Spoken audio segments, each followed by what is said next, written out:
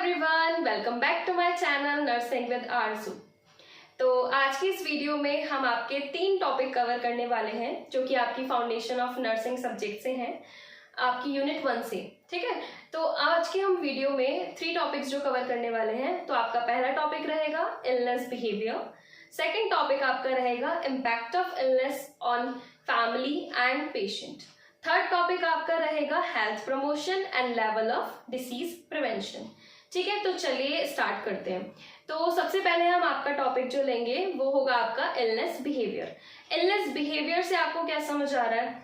Illness behaviour मतलब किसी भी इलनेस मतलब किसी भी बीमारी के टाइम, किसी भी डिसीज कंडीशन के टाइम आपका क्या बिहेवियर रहता है, आप कैसे उस डिसीज कंडीशन में रिएक्ट करते हो। तो ये होता है आपका इलनेस बिहेवियर। ठीक है, तो इलनेस बिहेवियर में क्या होता है, इसमें बहुत सारी चीजें इंक्लूड होती हैं, like the way the person monitor their bodies, define and interpret their symptoms, and also take remedial actions and seek the professional healthcare system help। ठीक है, तो मैं आपको ये समझाती हूँ क्या होता है कि आपको कोई बीमारी हुई, फॉर एग्जाम्पल, ठीक है, सपोज आपको फीवर हुआ है, ठीक है, तो आप अपनी बॉडी को मॉनिटर करोगे। आप अपनी बॉडी को मॉनिटर ऐसे करोगे, आपको लगेगा कि आपका टेम्परेचर कुछ हाई हो रहा है, मतलब आपको ऐसा लगेगा बहुत ज्यादा गर्म गर्म हो रहा है। फिर आप अपने सिम्टम्स और अपने को डिफाइन करोगे, उनको इंटरप्रीट करोगे।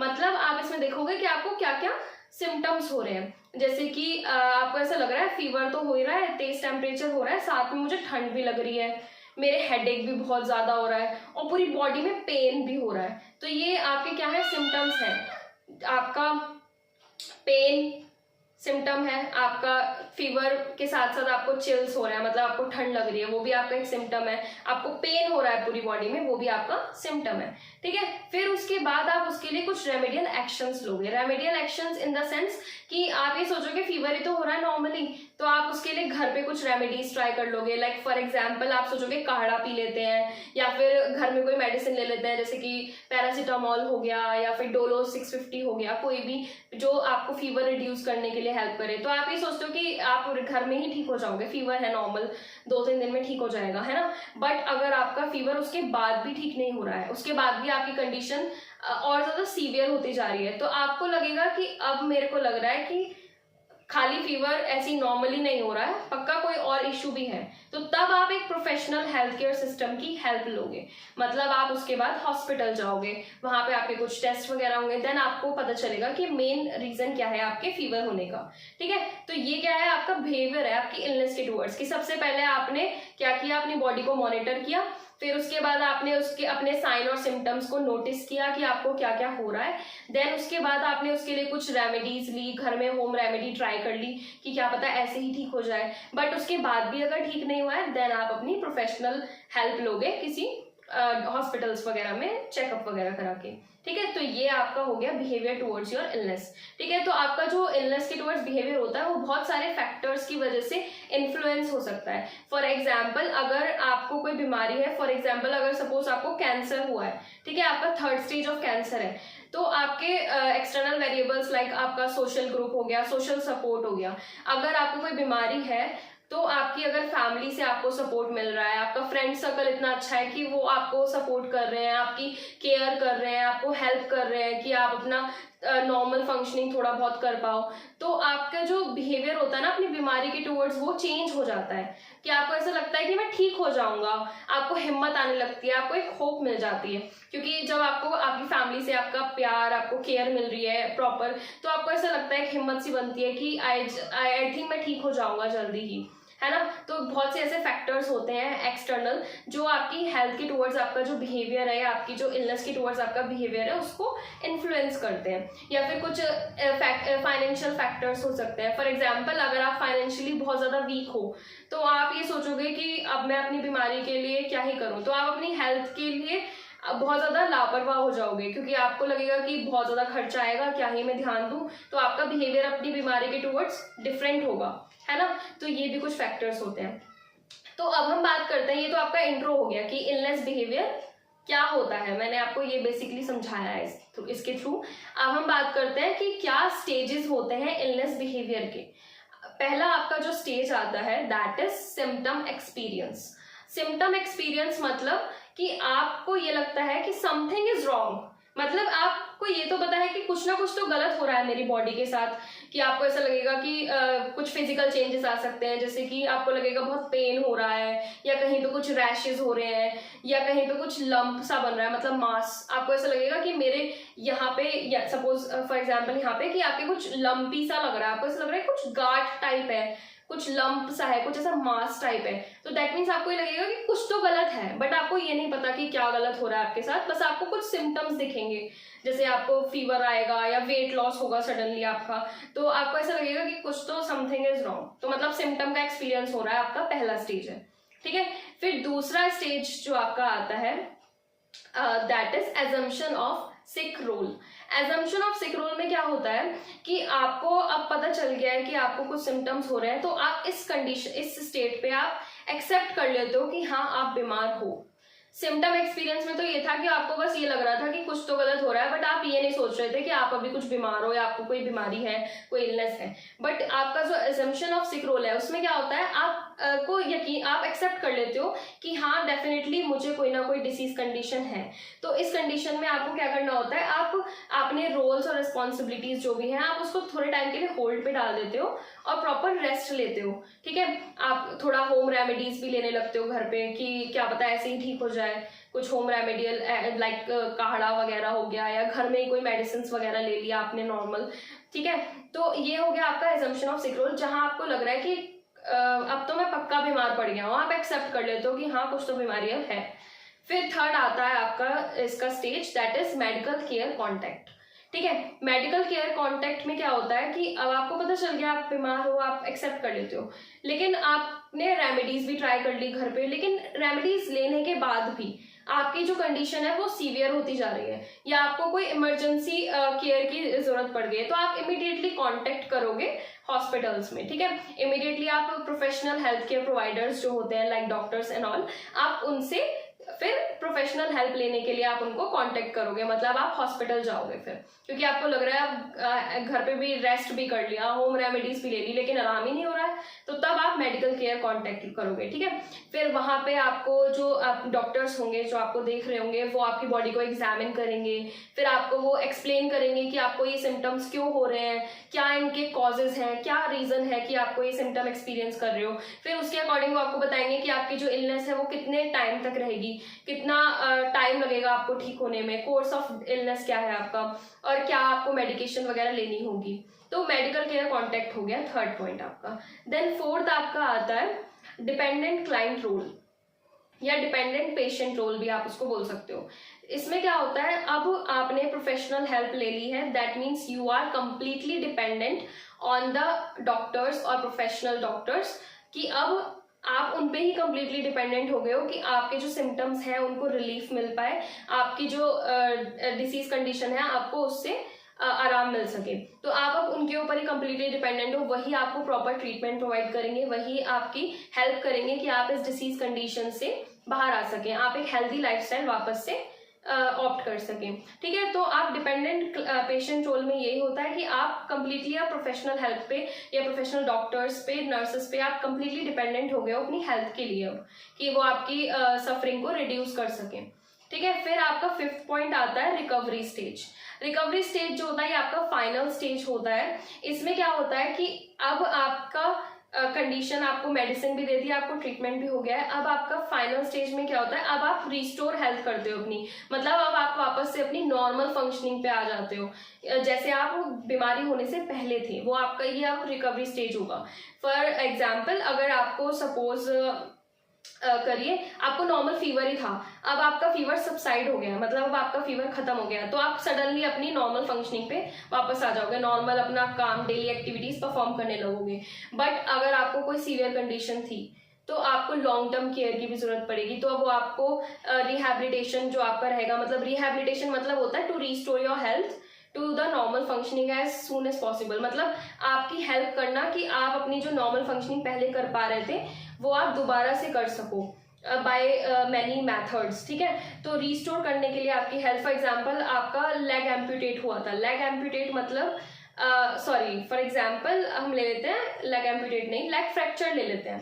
ठीक है, लेग फ्रैक्चर हुआ था आपका, तो अब आपको रिहैबिलिटेशन सर्विसेज दी जाएंगी। फॉर एग्जांपल आपको फिजिकल थेरेपी दी जाएगी कि आप अब दोबारा से चल पाओ, आपका फ्रैक्चर अब ठीक हो गया है बट आपको वापस से अपनी हेल्थ रिकवर करनी है, रिस्टोर करनी है, तो वो आपकी डॉक्टर्स वगैरह हेल्प करेंगे थ्रू फिजिकल थेरेपी, आपको वॉक करने में हेल्प करेंगे कि आप अपनी पुरानी स्टेट पे जो थे, जो आप अपनी हेल्थ कंडीशन, जो आपकी ये डिसीज कंडीशन आने से पहले जो आपकी नॉर्मल कंडीशन थी, आप उसको वापस से रिस्टोर कर पाओ।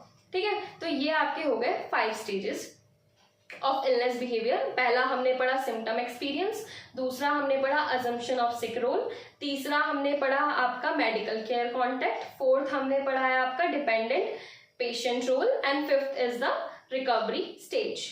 पहले में हमने पढ़ लिया सिम्टम एक्सपीरियंस करोगे आप, आपको लगेगा कुछ गलत हो रहा है मेरे साथ, बॉडी में कुछ तो डिफरेंट है मेरी, कि कुछ सिम्टम्स दिखेंगे आपको, लाइक पेन होगा या रैश होगा या आपको वेट लॉस दिखेगा या हेडेक होगा, है ना। और फिर आपका सेकंड स्टेज आता है अजम्पशन ऑफ सिक रोल, जहाँ पे आप अब कंप्लीटली एक्सेप्ट कर लेते हो कि हाँ अब तो कुछ डिसीज कंडीशन डेफिनेटली है।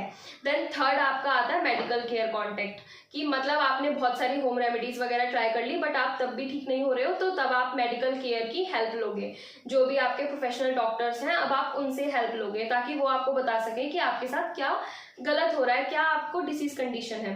फिर आपका आता है डिपेंडेंट क्लाइंट रोल या डिपेंडेंट पेशेंट रोल, यहाँ पे आप कंप्लीटली अपनी डिपेंड हो जाते हो डॉक्टर्स वगैरह के ऊपर, जो आपको प्रॉपर एडिक्वेट ट्रीटमेंट देंगे ताकि आप अपनी जो सफरिंग्स हैं उसको रिड्यूस कर सकें, आपकी बीमारी को खत्म कर सकें। देन फिफ्थ आपका आता है रिकवरी स्टेज। रिकवरी स्टेज मतलब ये होता है कि यहाँ पे आपकी डिसीज कंडीशन तो ठीक हो गई है, अब आपको बस अपनी नॉर्मल फंक्शनिंग, जो आप नॉर्मल एक्टिविटीज करते थे डेली लाइफ में, वो आप कर सको, तो आपको रिकवर होना होता है, मतलब थोड़ा बहुत रेस्ट लेना होता है, देन आप अपनी नॉर्मल फंक्शनिंग वगैरह स्टार्ट करते हो। या फिर कुछ ऐसी लॉन्ग टर्म डिसीज कंडीशन भी हो सकती है जिसके लिए आपको रिहैबिलिटेशन सर्विसेज वगैरह लेनी पड़ती है, like physical therapy, occupational therapy वगैरह, है ना।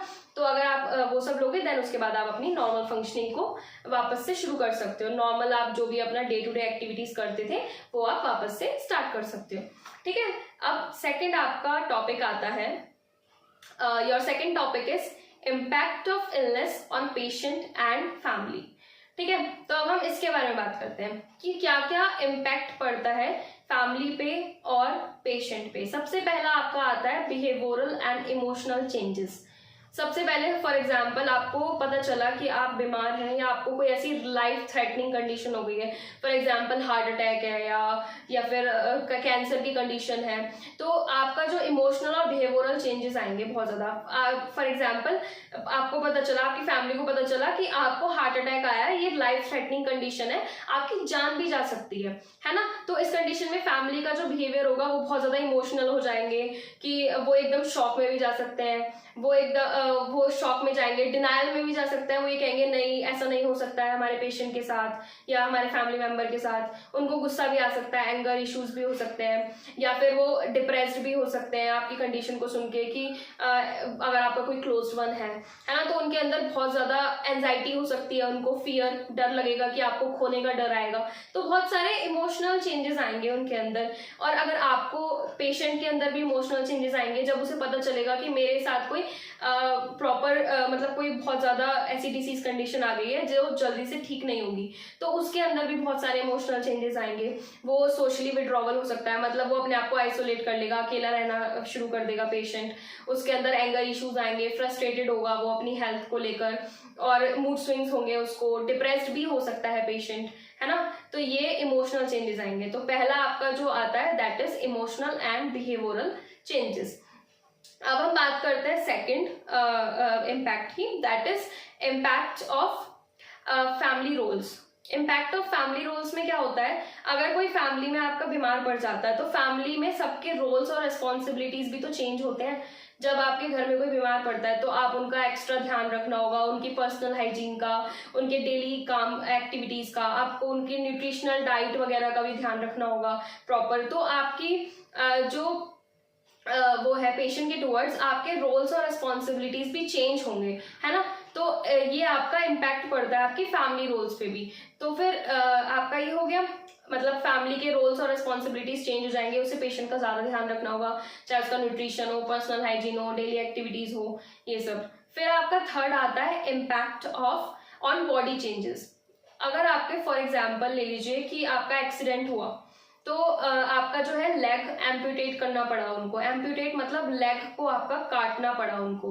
तो आपकी बॉडी इमेजेस में, मतलब आपका फिजिकल अपीयरेंस में कोई चेंजेस आ रहा है, तो आपके ऊपर क्या असर पड़ रहा है, ठीक है। तो अगर आपको एकदम से पता चले कि अब आपके पैर कट चुके हैं, तो आपका रिएक्शन क्या होगा? आप एकदम शॉक में जाओगे, आप डिनायल में जाओगे, या आप डिप्रेस्ड हो सकते हो, या आपको बहुत ज्यादा एंजाइटी होगी, या आप विड्रॉवल भी हो सकता है। विड्रॉवल मतलब आप सबसे दूर भागोगे, आप अकेला रहना पसंद करोगे, आप आइसोलेटेड रहना पसंद करोगे, सोशल एक्टिविटीज जितनी भी होती हैं उन सब से दूर रहोगे। कोई भी ऐसी कंडीशन आएगी या सिचुएशन आएगी, वहां से आप भागोगे दूर कि मुझे किसी से नहीं मिलना है, मैं अब किसी काम का नहीं रहा, मैं अब चल नहीं सकता, फिर नहीं सकता, मैं अपना कोई काम नहीं कर सकता, है ना। तो आपके अंदर बहुत सारे चेंजेस आएंगे, क्योंककि आपके जो बॉडी इमेज है, आपका जो फिजिकल अपीयरेंस है, उसमें चेंज आएगा, तो वो ऑब्वियसली आपके बिहेवियर पे भी असर डालेगा, है ना।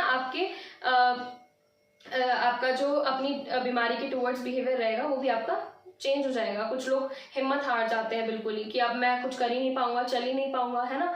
तो इम्पैक्ट ऑन बॉडी चेंजेस मतलब आपके जो बॉडी में कुछ चेंजेस आते हैं, उसकी वजह से आपकी फैमिली पे भी असर पड़ेगा, क्योंकि फैमिली भी आपके टुवर्ड्स डिफरेंटली रिएक्ट करेगी।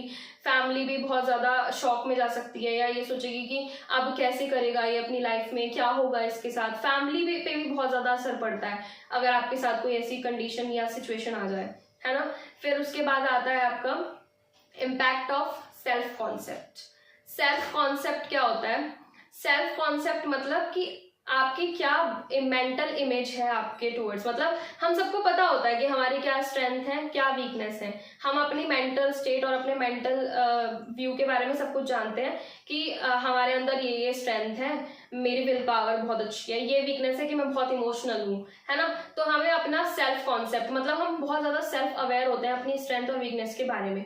बट आपका जो ये किसी भी डिसीज कंडीशन की वजह से आपके जो सेल्फ कॉन्सेप्ट होता है ना, उस पर भी इम्पैक्ट पड़ता है। मतलब फॉर एग्जाम्पल आप ये मान लो कि आपको कोई बीमारी हो गई, या यही समझ लीजिए लेग एम्प्यूटेट हुआ है ना। मतलब लेग अब नहीं है आपके पास, अब आप चल फिर नहीं सकते हो, तो आपको ये लगेगा कि अब मैं अपनी फैमिली के लिए कुछ कर ही नहीं पाऊंगा, मैं अपनी रोल्स और रिस्पॉन्सिबिलिटीज पूरी नहीं कर पाऊंगा, अपनी फैमिली की एक्सपेक्टेशंस को मीट नहीं कर पाऊंगा।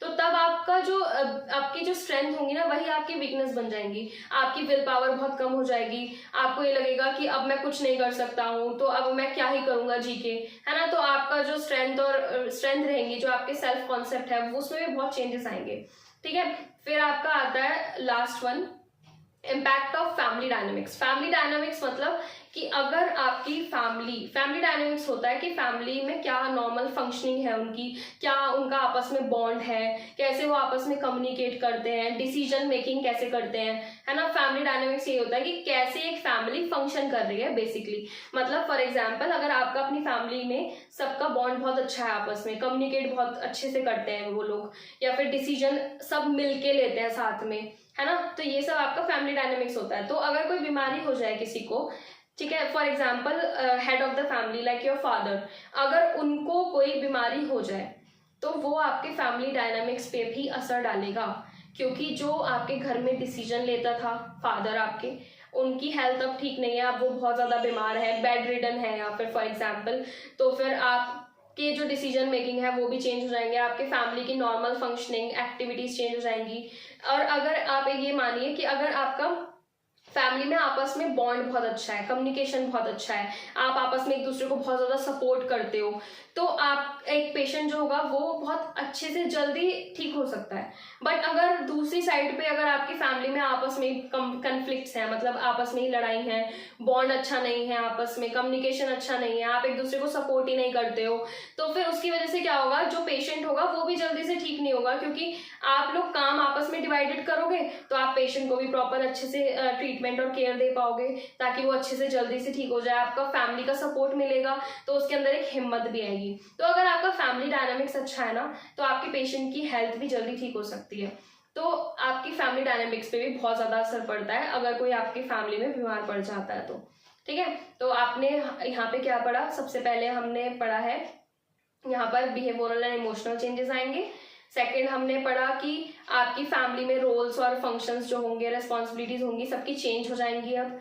तीसरा हमने पढ़ा कि बॉडी चेंजेस की वजह से क्या असर पड़ेगा, पेशेंट और फैमिली दोनों डिफरेंटली रिएक्ट करेंगे, दोनों शॉक में जा सकते हैं, डिनायल में जा सकते हैं, या फिर उनको एंजाइटी हो सकती है या डिप्रेस्ड हो सकते हैं। और फिर हमने फोर्थ पढ़ा कि इम्पैक्ट ऑफ सेल्फ कॉन्सेप्ट, मतलब आपका सेल्फ कॉन्सेप्ट भी चेंज हो जाएगा, आपकी जो स्ट्रेंथ वगैरह है, आपकी जो खुद की स्ट्रेंथ है वो आपकी वीकनेस में कन्वर्ट हो सकती है। आप अपना फैमिली की एक्सपेक्टेशंस को पूरा नहीं कर पा रहे हो तो आपका बहुत ज़्यादा टेंशन रहेगी, आपका कंप्लीट आप कन्फ्लिक्ट में जाओगे, आप बहुत ज़्यादा परेशान रहने लगोगे, है ना। तो आपका जो सेल्फ कॉन्सेप्ट है वो उस पर भी असर पड़ेगा।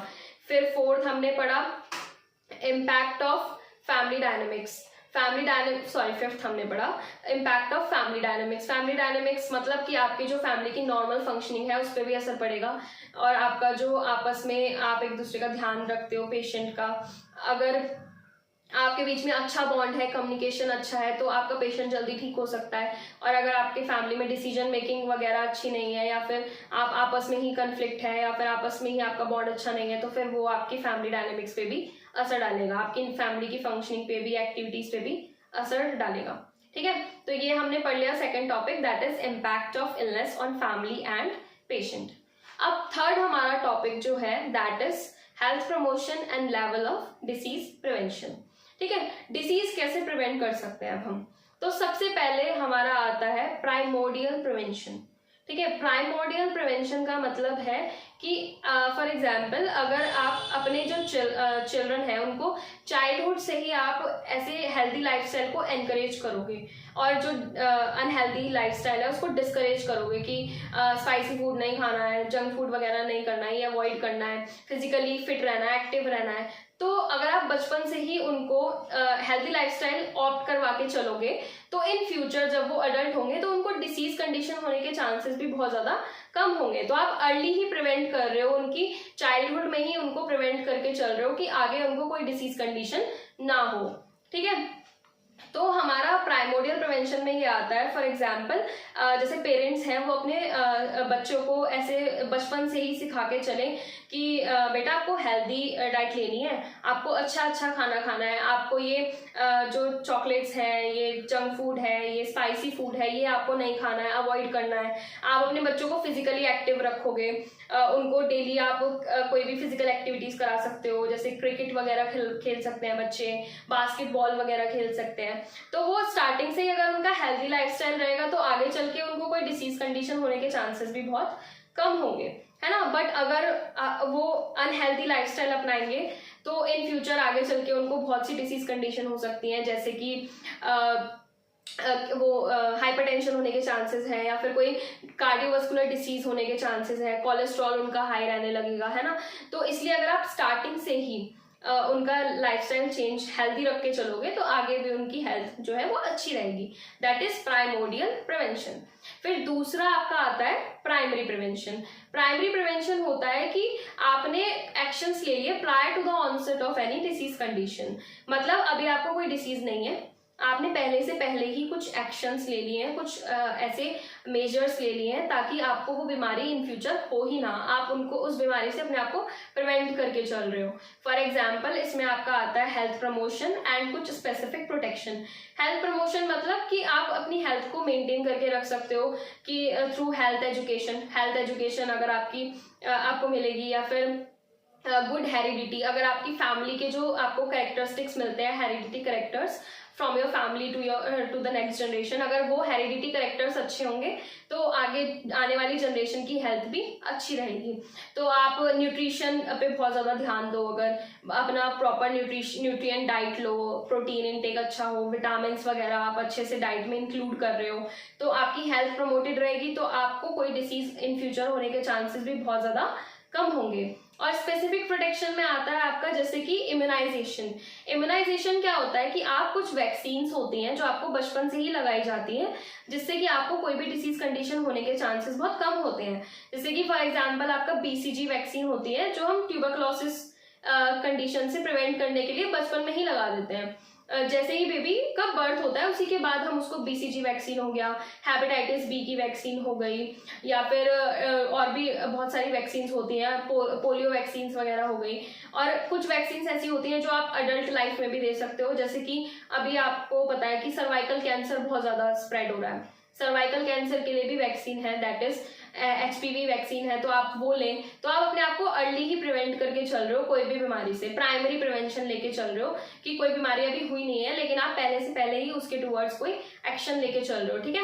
या फिर आप पेस्टिसाइड्स वगैरह करवाते रहते हो रेगुलरली, मतलब पेस्टिसाइड्स करवाएंगे तो फिर हमारे जो ये स्टेगनेंट वाटर आप रुकने नहीं दे रहे हो अपनी सराउंडिंग्स में, तो अगर कोई मॉस्किटो वगैरह का स्प्रेड ही नहीं होगा तो फिर आपको बीमारी होने के चांसेस भी बहुत ज़्यादा कम होंगे, जैसे कि मलेरिया, डेंगू वगैरह। और कंटामिनेटेड फूड, वाटर वगैरह नहीं है, अगर आप मतलब उसका भी ध्यान लेके चल रहे हो, एक प्रॉपर सेफ ड्रिंकिंग वाटर आप ले रहे हो, प्रॉपर अच्छा से खाना आप खा रहे हो, हैंड वॉश प्रॉपर करके फिर आप खाना खा रहे हो, तो ये सब क्या होती है, ये सब प्राइमरी प्रिवेंशन होती है। कोई डिसीज होने से पहले ही हम अपने आप कुछ एक्शंस लेके चलते हैं अपनी हेल्थ को मेंटेन करके रखने के लिए, ठीक है।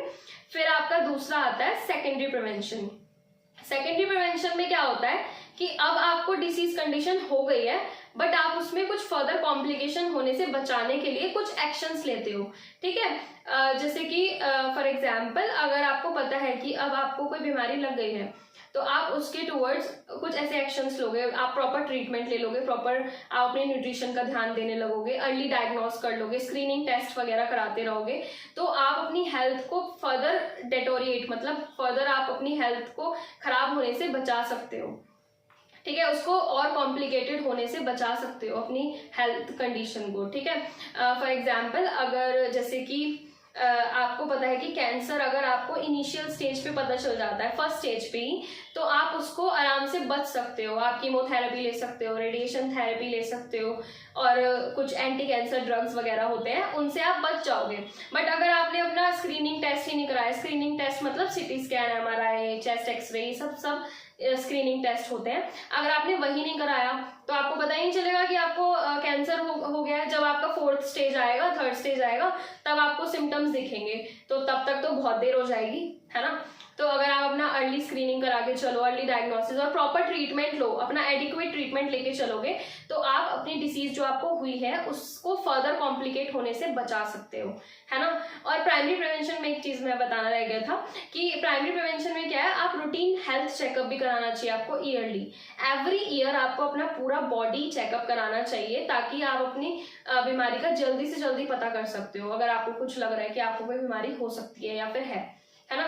तो ये आपका आता है प्राइमरी प्रिवेंशन में, ठीक है। सेकेंडरी प्रिवेंशन आपको मैंने बता दिया कि आपको कोई डिसीज कंडीशन हो गई है बट आप उसको फर्दर कॉम्प्लिकेट होने से बचाने के लिए बहुत सी एक्शंस वगैरह लेते हो, ठीक है। फिर आपका आता है टर्शरी प्रिवेंशन, ठीक है। टर्शरी प्रिवेंशन में क्या होता है कि अब आपको पता है कि आपकी कंडीशन सीवियर है, ठीक है, बट आप अपनी हेल्थ को और ज्यादा खराब होने से बचाने के लिए कुछ ऐसे मेजर्स ले रहे हो, कुछ ऐसे एक्शन ले रहे हो कि आपकी जो सफरिंग है वो रिड्यूस हो जाए, लिमिट हो जाए। ऐसा नहीं है कि आप बिल्कुल ठीक हो जाओगे, बट आपकी जो जैसे पेन बहुत ज्यादा हो रहा है तो आपका पेन कम हो जाए, आपकी कुछ अगर ऐसी हेल्थ कंडीशन है कि आपसे चला भी नहीं जा रहा है ना, बिल्कुल भी नहीं चला जा रहा है, तो आप प्रॉपर रेस्ट लोगे, बेड रेस्ट लोगे प्रॉपर, ये नहीं कि आप चलने की कोशिश करोगे, ऐसे करोगे तो और फर्दर कॉम्प्लिकेशन आएंगे, है ना। तो आप कुछ ऐसे एक्शंस ले रहे हो, कुछ ऐसे मेजर्स ले रहे हो कि आपकी जो डिसीज कंडीशन में जो आपकी सफरिंग है वो आपकी थोड़ी सी रिड्यूस हो जाए या थोड़ी सी लिमिट हो जाए, है ना।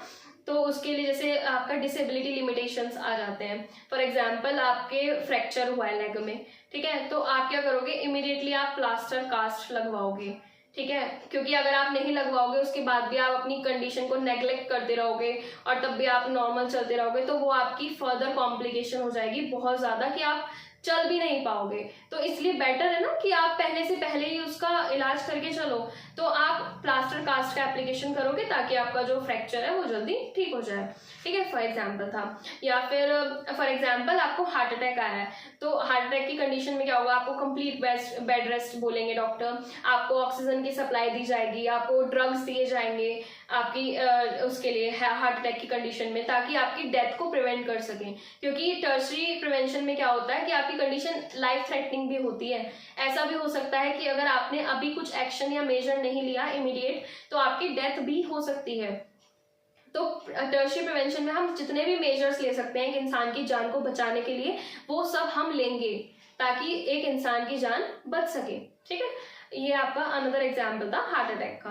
देन आपका रिहैबिलिटेशन भी इसमें आता है। रिहैबिलिटेशन मतलब कि हम रिस्टोर करेंगे एक पर्सन की हेल्थ को, कि वो जितनी नॉर्मल फंक्शनिंग जैसे वो पहले करता था कोई बीमारी होने से पहले, वो अब भी कर पाए बीमारी के बाद। तो हम उसकी रिहैबिलिटेशन में भी हेल्प करेंगे। फॉर एग्जाम्पल हम उसकी फिजिकल थेरेपी करा सकते हैं, या occupational therapy, speech therapy. For example अगर कोई पेशेंट है वो बोल नहीं पा रहा, अब उसको बोलने में बहुत दिक्कत हो रही है कोई एक्सीडेंट होने की वजह से या कुछ भी कंडीशन होने की वजह से, तो हम उसको स्पीच थेरेपी देंगे। धीरे धीरे उसकी हेल्प करेंगे कि वो थोड़ा बोलने की कोशिश करे, उसकी हेल्प करेंगे कि वो थोड़ा थोड़ा बोल सके, ताकि वो जैसे पहले था वैसे वापस हो सके।